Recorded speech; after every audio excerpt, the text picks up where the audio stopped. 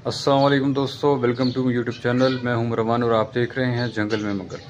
आज की वीडियो बहुत ख़ास होने वाली है, स्पेशली उन लोगों के लिए जो किचन गार्डनिंग करना चाहते हैं, होम गार्डनिंग करना चाहते हैं या कमर्शियल लेवल पर गार्डनिंग करना चाहते हैं। चाहे आप सब्जियों के शौकीन हैं, फूलों वाले पौधों के शौकीन हैं या फलदार पौधों के शौकीन हैं, तो ये वीडियो आपके लिए बहुत ख़ास है। आज हम इस वीडियो में बात करेंगे रेड विगलर्स के बारे में, जिसको हम रेड विगलर्स भी कहते हैं, लाल केचवा भी कहते हैं।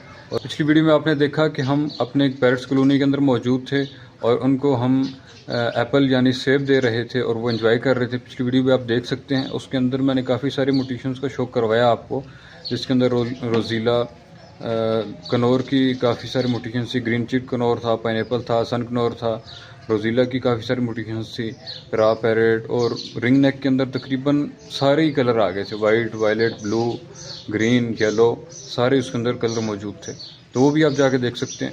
तो जो हमने उनको एप्पल यानी सेब दिए थे, उसमें से हमने जब कटिंग की थी तो कुछ ख़राब यानी थोड़े से गले सड़े सेब रह गए थे। वो सेब हमने लाए हैं अपने इस फार्म पर, जहाँ पर मैंने छोटा सा सेटअप किया हुआ है रेड विगलर्स का। वो केचवे भी आपको दिखाते हैं। अच्छा, ये याद रखिएगा कि ये वो केचवे नहीं है जो आप अमूमन ज़मीन के अंदर देखते हैं। जब ज़मीन नमी होती है, गीली होती है, बारिश आती है, तो उसके अंदर से एक काले कलर का केचवा कीड़ा निकल रहा होता है, जिसको हम हमारी ज़बान में मलहब भी बोलते हैं। तो ये वो केचवा नहीं है, ये लाल कलर का केचवा होता है। ये मट्टी नहीं खाता, खास नहीं, ये इसने सब्जियां खानी होती हैं, गोबर खाता है और उसके बाद फ्रूट खाता है। तो ये इस तरह की जो है ना चीज़ें खाता है। तो वो भी आपको दिखाते हैं और उसको हम अभी सेब भी देंगे और मज़ीद उसकी मालूमात है किस तरह आपने इसकी कंपोस्ट घर रहकर बनानी है और छोटे से सेटअप के अंदर बना सकते हैं। ये इसके बाद जो बनती है उसको मार्केट के अंदर लोग ब्लैक गोल्ड वर्मी कंपोस्ट के नाम से सेल करते हैं और ये काफ़ी एक्सपेंसिव भी होती है। तो घर के अंदर आप छोटे से पैमाने में कैसे आप बना सकते हैं वो भी आपको बताएंगे। सारी मालूमात नेक्स्ट शेयर करते हैं, साथ साथ आपको वीडियो दिखाएंगे, एप्पल डालेंगे उनको, केचवा भी थोड़ा सा दिखाएंगे। मैंने छोटा सा सेटअप किया हुआ है अपने लिए, बस ऐसे स्टार्ट किया था थोड़ा सा तजर्बे के तौर पे।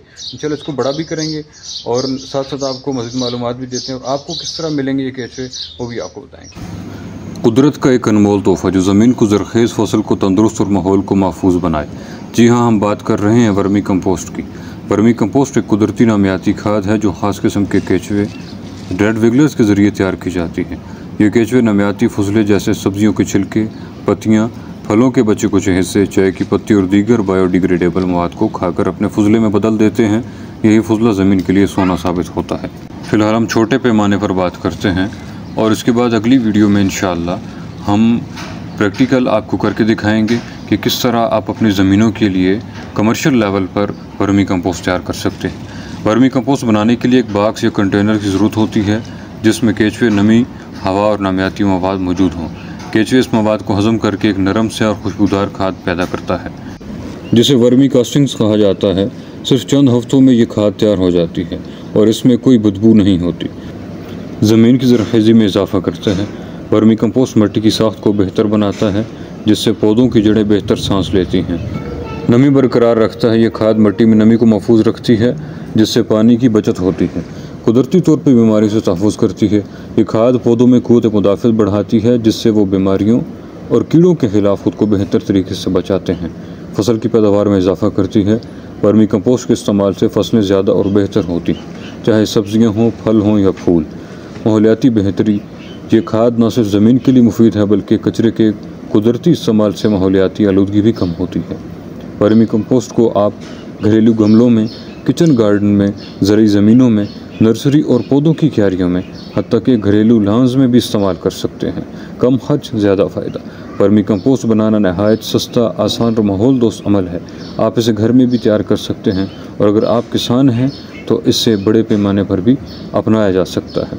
वर्मी कंपोस्ट सिर्फ खाद नहीं बल्कि एक मुकम्मल कुदरती निज़ाम है जो ज़मीन को जिला बख्शता है, फसल को ज़िंदगी देता है और इंसान को सेहतमंद खुराक फराहम करता है। तो आइए हम सब मिलकर कुदरत की तरफ वापस लौटें और अपने खेतों और घरों में वर्मी कंपोस्ट का इस्तेमाल शुरू करें। अगर आपके ज़हन में कोई सवाल हो या वर्मी कंपोस्ट बनाने के बारे में आप मज़ीद मालूमात लेना चाहते हों तो कमेंट्स में ज़रूर पूछ सकते हैं। मैं इंशाअल्लाह आपके कमेंट्स को पढ़कर पूरी आपको रहनुमाई करूँगा ताकि आप घर बैठे वर्मी कंपोस्ट हासिल कर सकें। अगर आपको हमारी ये काविश पसंद आई तो फीडबैक ज़रूर दीजिएगा। वीडियो को लाइक करें, चैनल को सब्सक्राइब करें। जज़ाकल्लाह। मिलते हैं एक नई वीडियो के साथ। अल्लाह हाफ़िज़।